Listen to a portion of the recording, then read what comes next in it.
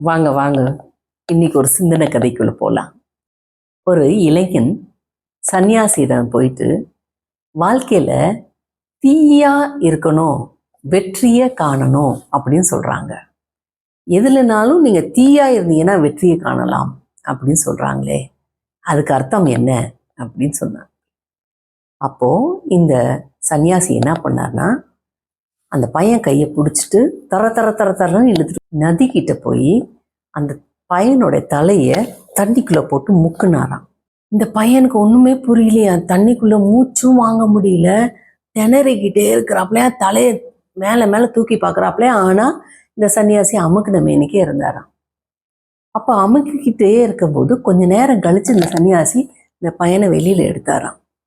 எடுத்தோனையுமே இந்த பையன் பெரிய மூச்சு வாங்கி, என்ன சன்னியாசி, உங்கள்கிட்ட நான் என்ன வெற்றிக்கு வழி என்ன, தீயா வேலை பார்க்கறதுக்கு வழி என்ன அப்படின்னு கேட்டா, நீங்க போய் தண்ணிக்குள்ள போட்டு அமுக்கிட்டீங்களே, நான் உயிர் போயிருந்துச்சுன்னா என்ன ஆயிருக்கும் அப்படின்னு சொன்னாப்லையா. அப்ப சன்னியாசி அமைதியா என்ன சொன்னாப்லைன்னா, வெளியிலையும் காத்து கிடைக்குது, நம்ம சுவாசிக்கிறோம். அதே இது தண்ணிக்குள்ள போட்டு அமுக்கணுன்னே உன்னால சுவாசிக்க முடியல. ஆனா வெளியில வர்றதுக்கு என்னென்னமெல்லாம் முயற்சி பண்ணினியே, முடிஞ்சதா? முடியல.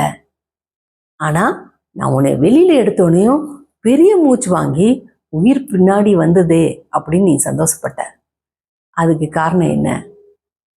நீ வாழ்க்கையில முன்னேறதுக்காண்டி நீ திணறிக்கிட்டே இருந்தாலும் உன்னுடைய தீயா முயற்சி அதுதான் உன்னை வெளியில கொண்டாடும்.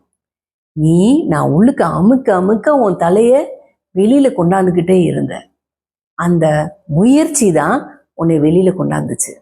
இதே இது நான் தண்ணிக்குள்ள அமுக்கிட்டு விட்டுருந்தேன்னு வச்சுக்கோ, நீ தண்ணிக்குள்ளே அப்படியே போயிருப்ப. அதைத்தான் சன்னியாசி சொல்லி கொடுத்தாரு.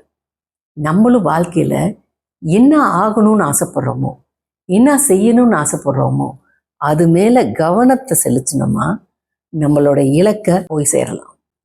நம்ம எப்படி போய் சேர்றோம் அதுதான் முக்கியம். நம்ம சிந்திச்சு நம்ம செயல்படுத்தா செய்யலாம். ஆனா இந்த மாதிரி இக்கட்டான சூழ்நிலை, எல்லா பேரும் தூத்துறாங்க, எல்லா கஷ்டமும் நம்ம கிட்ட தான் இருக்கும்போது நம்ம எப்படி வெளியில வர்றது? அதுக்கு ஒரு வழியை தேடி நம்ம வெளியில வர்றதுக்கு நம்ம முயற்சி பண்ணணும்.